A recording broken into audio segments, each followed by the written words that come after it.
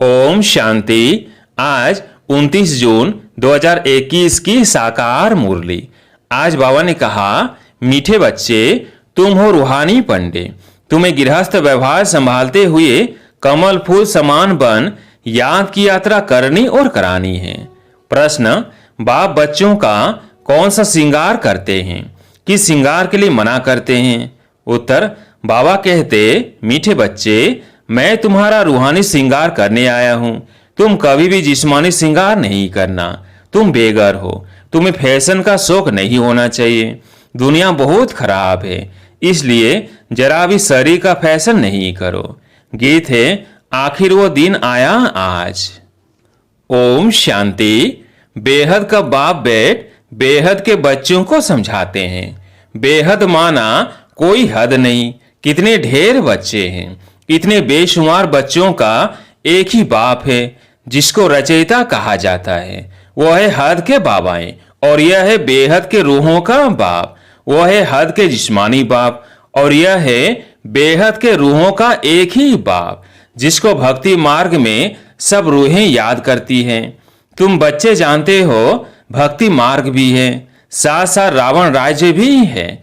अब मनुष्य पुकारते हैं कि हमको रावण राज्य से राम राज्य में ले जाओ। बाप समझाते हैं, देखो देवी देवता जो भारत के मालिक थे अब नहीं है।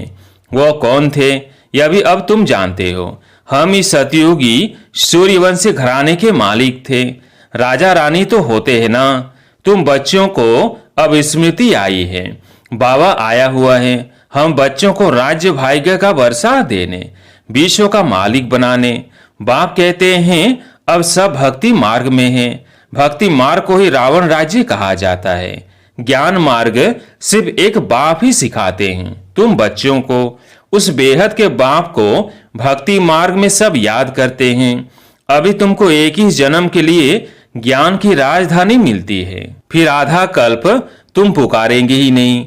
हाय राम हाय प्रभु कहने की दरकार ही नहीं रहेगी। हाय राम तब करते हैं जब दुखी होते हैं। तुमको वहां दुख होता ही नहीं। अभी तुम जानते हो यह भी खेल बना हुआ है। आधा कल्प है ज्ञान का दिन और आधा कल्प है भक्ति की रात। भक्ति हमको नीचे उतारती है। तुम बच्चों की बुद्धि में सीढ़ी का नॉलेज जरूर चाहिए। बाप समझाते हैं कि यह 84 जन्मों का चक्र है। इस चक्र को जानने से तुम चक्रवर्ती राजा बनेंगे। इसलिए बाबा चित्र भी बनवा रहे हैं जिससे सिद्ध हो कि हम इस चक्र को जानने से 21 जन्म के लिए राज्य भाग्य लेते हैं। अभी तुम बहुत हो गए हो। बड़ी रूहानी शक्ति से ना बनी है। तुम सब पंडे हो। बाबा भी पंडा है। उनको कहा जाता है गाइड। पंडा अक्षर शुभ है। यात्रा पर ले जाने वाले पंडे होते हैं। यात्री जाते हैं तो उनको एक गाइड मिलता है कि इनको यह सब दिखाओ। तीर्थ यात्रा पर भी पंडे मिलते हैं। बाप कहते हैं जन्म जन्मांतर तीर्थ यात्रा करते आए हो। अमरनाथ पर जाते हैं, तीर्थों पर जाते हैं, परिक्रमा लगाते हैं। वहां जाने समय फिर वही याद रहता है। घरवार धंधे धोरी सबसे दिल हट जाती है। यहाँ तुमको समझाया जाता है अपने घर गृहस्थ में रहते हुए धंधा धोरी भी करते रहो और फिर गुप्त यात्रा पर रहो। यह कितना अच्छा है। जितना बड़ा धंधा करना है उतना करो, किसी को मना भी नहीं है। भले अपनी राजाई भी संभालो। राजा जनक को भी सेकंड में जीवन मुक्ति मिली। तुमको कोई बाहर की यात्रा आदि तरफ धक्के खाने की दरकार नहीं है। अपने घरवार की भी पूरी संभाल करनी चाहिए। जो सेंसिबल अच्छे बच्चे हैं वह समझते हैं हमको घर गृहस्थ में रहते कमल फूल समान रहना है। गृहस्थ व्यवहार में तंग नहीं होना चाहिए। कुमार कुमारियां तो जैसे सन्यासी है, उनमें विकार है नहीं। 5 विकार से दूर है। अभी तुम बच्चे जानते हो हमारा श्रृंगार ही और प्रकार का है, उनका और है। उनका है तमो प्रधान श्रृंगार और तुम्हारा है शतो प्रधान श्रृंगार, जिससे तुमको शतो प्रधान सूर्यवंशी राजाई में जाना है। बाप तुम बच्चों को समझाते हैं तमो प्रधान जिस्मानी श्रृंगार जरा भी नहीं करो। दुनिया बहुत खराब है। गृहस्थ व्यवहार में रहते फैशनेबल मत बनो। फैशन कशिश करता है। इस समय खूबसूरती अच्छी नहीं है। काले हो तो अच्छा है, कोई पंजा नहीं मारेगा। खूबसूरत पिछाड़ी तो फिरते रहते हैं। कृष्ण को भी सांवरा दिखाते हैं। तुमको गोरा बनना है शिव बाबा से, वो गोरे बनते हैं पाउडर आदि से। कितना फैशन है, बात मत पूछो। साहूकारों की तो सत्यानाश है। गरीब अच्छे हैं, गांवड़े में जाकर गरीबों का कल्याण करना है। परंतु आवाज करने वाले बड़े आदमी भी चाहिए। सब गरीब होना, कोई साहूकार है क्या? तुम देखो कैसे साधारण बैठे हो। बंबई में फैशन देखो तो क्या लगा पड़ा है।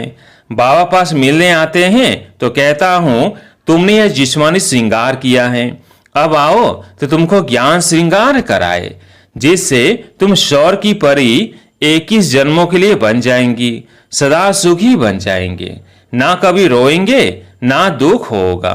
अब ये जिस्मानी श्रृंगार तुम छोड़ दो। तुमको हम ज्ञान रत्नों से ऐसा फर्स्ट क्लास श्रृंगार कराएंगे जो बात मत पूछो। अगर मेरी मत पर चलेंगे तो तुमको पटरानी बनाऊंगा। यह तो अच्छा है ना। तुम सब भारतवासियों को इस तमो प्रधान आसुरी दुनिया नर्क से भगाए स्वर की महारानी बनाता हूं।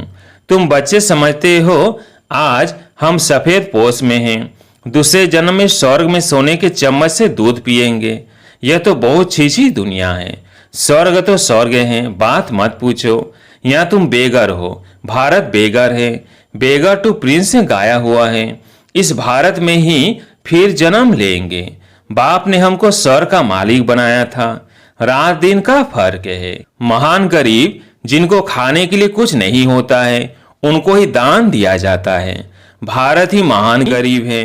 विचारों को ये पता भी नहीं है कि इस समय सब तमो प्रधान है। दिन प्रतिदिन सीढ़ी नीचे उतरते ही रहते हैं। अभी कोई सीढ़ी चढ़ नहीं सकते। 16 कला से 14 कला, फिर 12 कला, नीचे उतरते ही आते हैं। ये लक्ष्मी नारायण भी पहले 16 कला संपूर्ण थे, फिर 14 कला में उतरते हैं ना।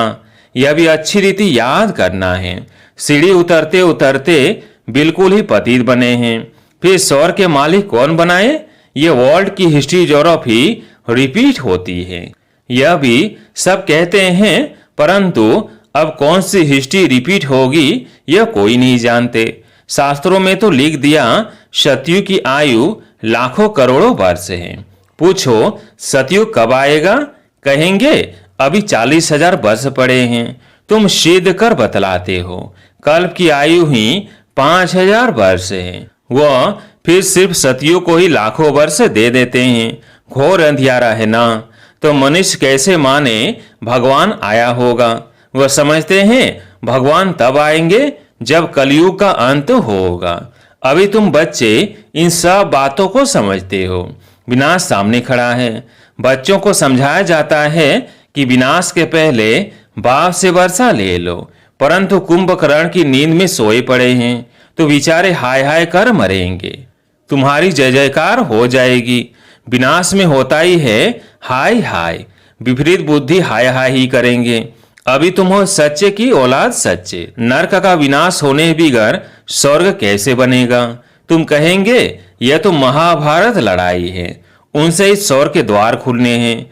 मनुष्य तो कुछ नहीं जानते हैं। तुम्हारी बुद्धि में है हमको अभी देवी स्वराज का माखन मिलता है। वो आपस में लड़ते रहेंगे। है वो भी मनुष्य, तुम भी मनुष्य, परंतु वो है आसुरी संप्रदाय और तुम हो दैवी संप्रदाय। बाप बच्चों को सम्मुख समझाते हैं। तुम बच्चों के अंदर में खुशी रहती है। अनेक बार तुमने ऐसी राजधानी ली है जैसे अभी तुम ले रहे हो। वो आपस में दो बिल्ले लड़ते हैं। माखन तुमको मिलता है सारे विश्व की बादशाही का। तुम यहाँ आते ही हो विश्व का मालिक बनने। तुम जानते हो हम बाबा से योग लगाए कर्मातीत अवस्था को पाएंगे। वो आपस में लड़ेंगे, हम विश्व की बादशाही पा ही लेंगे। यह तो कॉमन बात है। वो बाहुबल वाले विश्व की बादशाही ले ना सके। तुम योग बल से विश्व के मालिक बनते हो। तुम्हारा है ही अहिंसा परमो देवी देवता धर्म। दोनों हिंसाएं वहां होती नहीं। काम कटारी की हिंसा सबसे खराब है जो तुमको आदि मध्य अंत दुख देती है, यह किसको पता नहीं।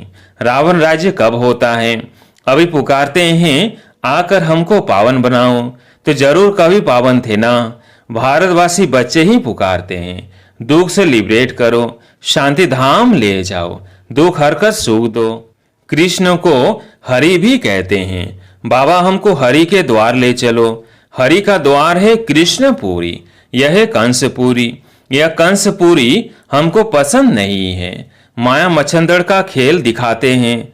यह तो तुम जानते हो, रावण का राज्य द्वापर से शुरू होता है। देवताएं जो पावन थे वो पतित होने शुरू होते हैं।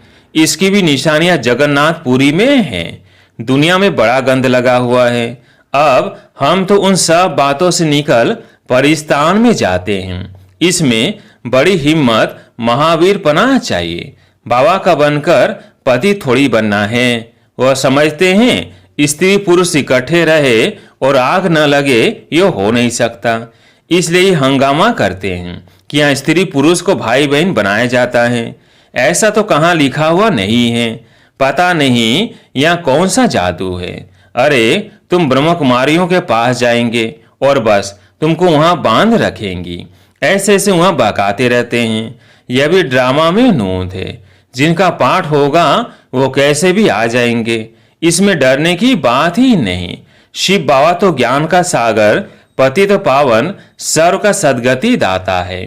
ब्रह्मा द्वारा पति से पावन बनाते हैं। यह अक्षर ऐसे बड़े लिखे हो जो कोई भी आकर पढ़े। पवित्रता पर ही कितने विघ्न डालते हैं। बाबा कहते हैं बच्चे, किसी भी देहधारी में मोह की रग नहीं चाहिए। अगर कहाँ मोह की रग होगी तो फंस पड़ेंगे। यहाँ तो अम्मा मरे तो भी हलवा खाना। बाबा सामने बिठाकर पूछते हैं, कल तुम्हारा कोई मर जाए तो रोएंगे तो नहीं? आंसू आया तो फेल हुए, एक शरीर छोड़ दूसरा लिया, इसमें रोने की बात क्या है? दूसरा कोई सुने तो कहे मुख से अच्छा तो बोलो। अरे अच्छा ही बोलते हैं। सतयुग में रोना होता ही नहीं। यह जीवन तुम्हारा उनसे भी ऊंच है। तुम हो सबको रोने से बचाने वाले, फिर तुम कैसे रोएंगे?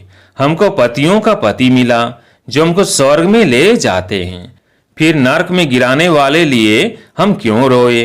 बाबा कितनी मीठी मीठी बातें सुनाते हैं।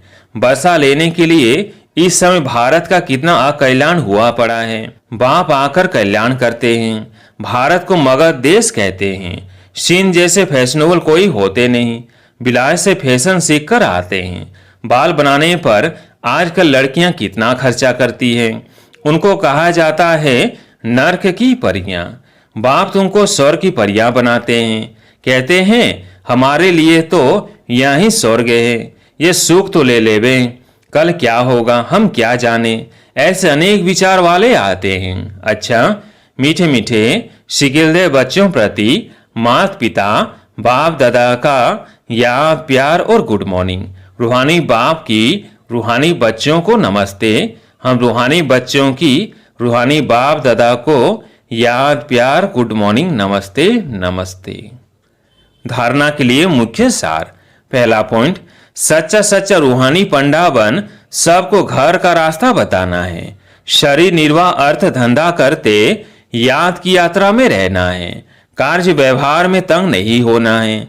दूसरा पॉइंट, ज्ञान श्रृंगार कर स्वयं को स्वर्ग की परी बनाना है। इस तमो प्रधान दुनिया में जिस्मानी श्रृंगार नहीं करना है। कलयुगी फैशन छोड़ देना है। आज प्यारी मीठे बाबा का वरदान, न्यारे और प्यारेपन की योग्यता द्वारा लगाव मुक्त बनने वाले सहज योगी भव। न्यारे और प्यारेपन की योग्यता द्वारा लगाव मुक्त बनने वाले सहज योगी भव। सहज योगी जीवन का अनुभव करने के लिए ज्ञान सहित न्यारे बनो। सिर्फ बाहर से न्यारा नहीं बनना, लेकिन मन का लगाव न हो। जितना जो न्यारा बनता उतना प्यारा अवश्य बन जाता है। न्यारी अवस्था प्यारी लगती है। जो बाहर के लगाव से न्यारे नहीं, वो प्यारे बनने के बजाय परेशान होते हैं। इसलिए सहज योगी अर्थात न्यारे और प्यारेपन की योग्यता वाले सर्व लगावों से मुक्त। स्लोगन, स्व पुरुषार्थ और सेवा के बैलेंस द्वारा बंधन संबंध में बदल जाएगा। अच्छा, ओम शांति।